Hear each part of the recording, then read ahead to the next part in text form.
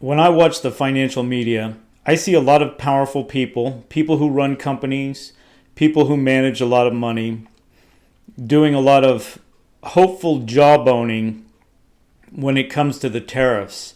And what I mean by this is they're continually putting out a narrative that these tariffs need to be negotiated away, have to be negotiated away, and will be negotiated away.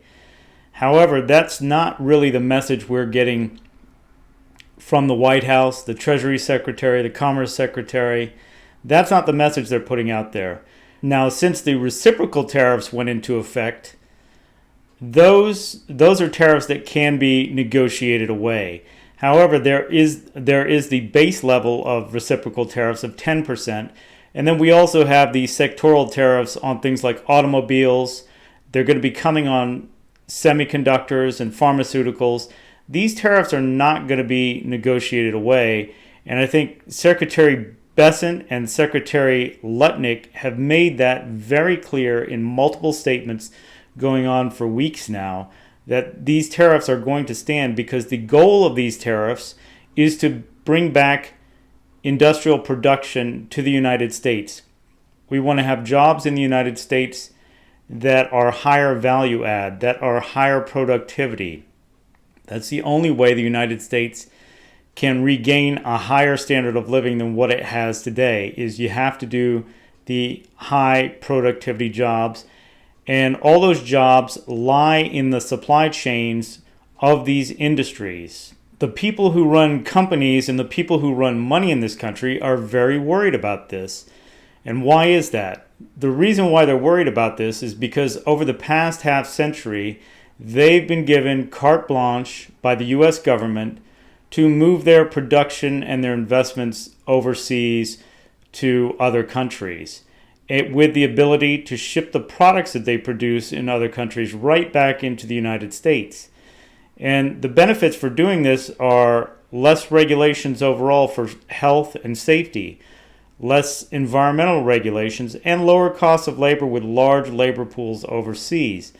So for each company, this may be a smart move, especially initially, because you have high value consumers and you're able to produce in a low cost country. However, when every company in the United States does this, the consumer in the United States begins to lose its value because there's no productivity, there's no high productivity jobs left in the country as the country is hollowed out over time. Now, this isn't a problem for people in the C-suite or people managing money because it doesn't affect them. The stock markets and the money management still all happen in the United States. It's traded on U.S. markets, it's in U.S. dollars, and their jobs are to manage those types of things. However, for the average worker, there's not really a good solution here because the jobs have all left most of Middle America.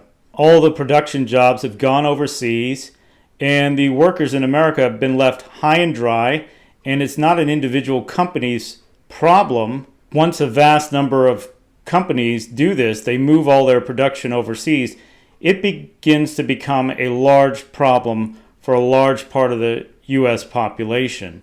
It's not any individual company's problem. They're not worried about the U.S. consumer. They just want to sell into the market. They're not looking at how they're earning their wages and so on. They just want to have lower production and lower production costs so that they can better compete against their competitors. And U.S. companies have all been given this carte blanche to produce overseas at lower costs with far fewer regulations, lower health and safety costs for their employees, and just a huge mass of labor, a huge labor pool available to them. So their costs have been lowered by doing this because the U.S. government and globalist politicians have been complicit in saying, if you move your production overseas, don't worry, your company will do fine. You'll still trade in the United States.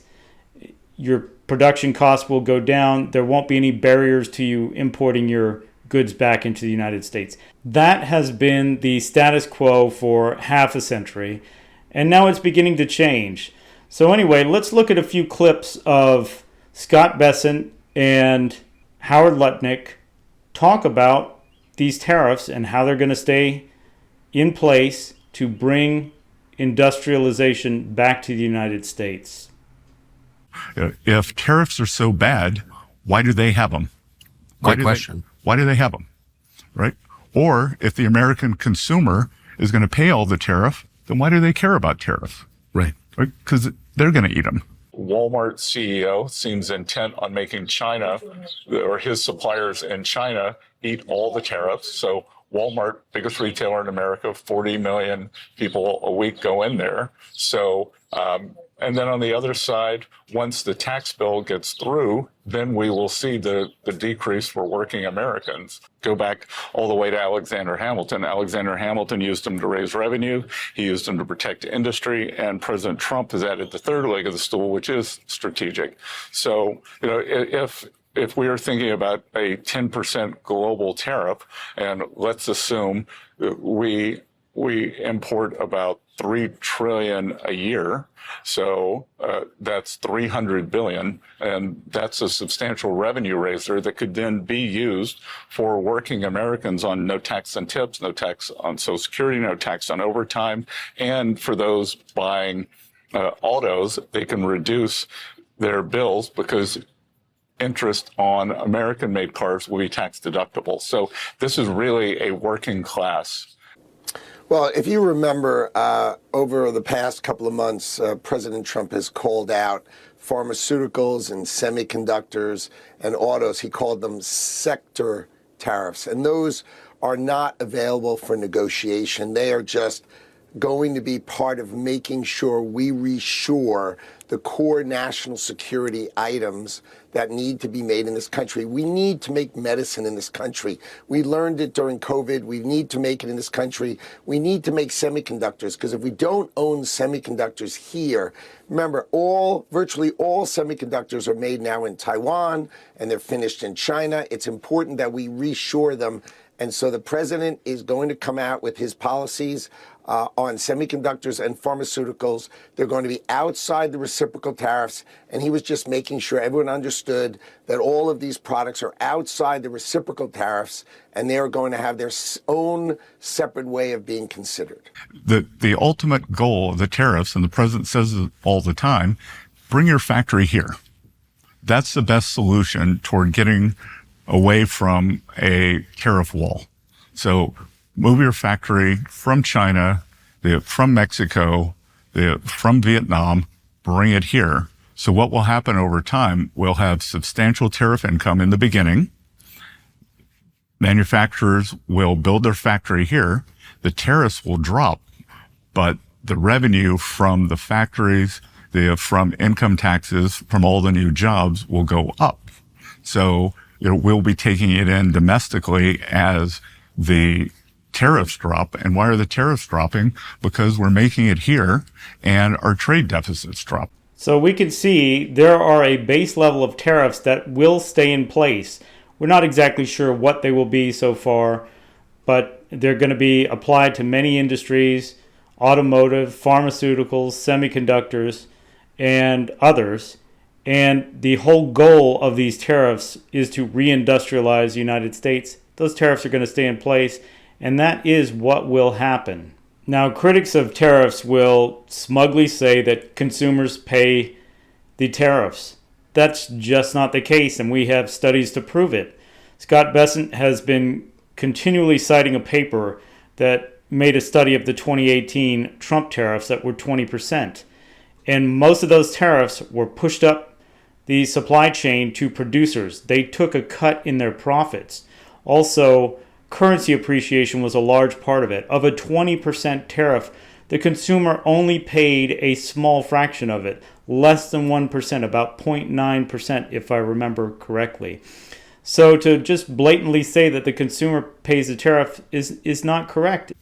We saw there's a study out recently from a group at MIT that shows that with President Trump's first China tariffs, which were approximately 20%, the price level went up 0.7. So to answer your question, if we could put on a 20% tariff and have the foreigners pay that and use that money to bring down our government deficit and keep taxes low here, that's a very unique formula that hasn't been tried in this country for a long time. President Trump's first administration, prices didn't go up, so the businesses don't have to pass them on, or the producers in the other countries can eat the tariffs, and traditionally the dollar adjusts. So it's a very complicated calculus to see where we end up. It is just a dogma that is continually repeated that the consumer pays the tariff when the data shows that's just not true. We can even see in the March data that prices have declined. Import prices into the U.S. have declined for the month of March, which is the most recent month available. And this is after tariffs were announced. 10% tariffs on China were announced in February. Now, there may be some people saying, well, that includes energy as well, so we don't want to include energy. Well, that's true, but if you dig into the numbers further, you can see that not even including fuel, there were price declines in industrial supplies of 0.6%, consumer goods down 0.2%, and automotive parts and automobiles down 0.1%. Those are large price declines for single month over month. So the tariffs are going to stay. And what does this mean? It means for the investors and companies with assets and investments overseas, those investments are going to have to be written down or discounted or find some other markets. When it comes to the United States will be reindustrializing. That means with protected markets, somewhat protected markets, protected by tariffs. That means there's going to be a lot of new investment that is coming back to the United States to build the production facilities, factories, etc., to fill the U.S. production. This is how the United States is going to re-industrialize. In fact, it's how every country has industrialized, and that's by using protective trade barriers for its nascent industries. It's how Germany industrialized. It's how Europe as a whole industrialized, each country by protecting its markets. It's how the United States first industrialized, by protecting its markets with trade barriers. It's how Japan industrialized, by protecting its markets with trade barriers. Same for Korea, same for Taiwan, same for China. All of these countries industrialized by protecting their home markets from the outside competitors. It's how every country rises to become an industrial peer of the existing industrial giants. So has this gone wrong in a lot of countries throughout history? Yes, it has, with tariffs, but not primarily because of tariffs. It's primarily because they've blocked plenty of other things, including technical expertise and investments from outside. So you can think of a lot of South American countries and even European countries that have had a lot of regulations in addition to tariffs that have made their protective measures uncompetitive because they haven't had the investment, they haven't had the technical expertise, and they've had a lot of other distributive policies within the countries that have made their industries unproductive. So it's not just tariffs and the external barriers to trade that have caused the failures when these types of failures get lumped in with tariffs. I think there's a lot of dogma when it comes to free trade in economic and business circles. People just automatically think, well, we'll do the high productivity tasks and have a higher standard of living, and we'll outsource the low productivity tasks. The problem is, we've outsourced the high productivity tasks. We've outsourced semiconductors. We've outsourced all the high value add industries to other countries, and we've kept the low value add industries like agriculture and food delivery and retail. So while we've outsourced the high value add supply chains and industries to other countries, we've held on to the lower value add ones. People are dogmatic about free trade and just think, oh, comparative advantage. Well, David Ricardo came up with comparative advantage because he wondered why a country with absolute advantage should trade with a country that does everything worse, that it has lower productivity in everything.